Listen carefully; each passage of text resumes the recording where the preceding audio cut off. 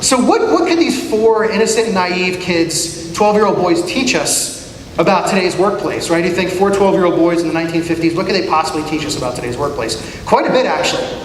And if you look at this question here, and you would think this is kind of the definition of a stupid question, right? I mean, of course, Goofy is a dog. What else would Goofy be? He's a dog. But when the kids are around a campfire, they're having conversations about life in general, and they're talking about things 12-year-old kids would talk about, Disney characters and what is Goofy. And so one of them says, of course he's a dog, and another one says, well, wait, he wears a hat and drives a car. And so then another kid says, yeah, what the hell is Goofy? And it starts this conversation about what is Goofy. And what's really cool about that is that something actually magical happened there.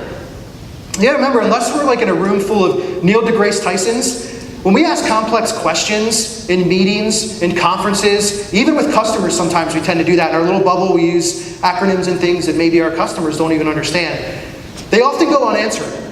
And where people might be able to contribute, they don't, because the question is so complex, people don't want to feel like they're giving the wrong answer, an answer that's not maybe sounds as intelligent as they think somebody wants them to have it sound because it's such a complex question.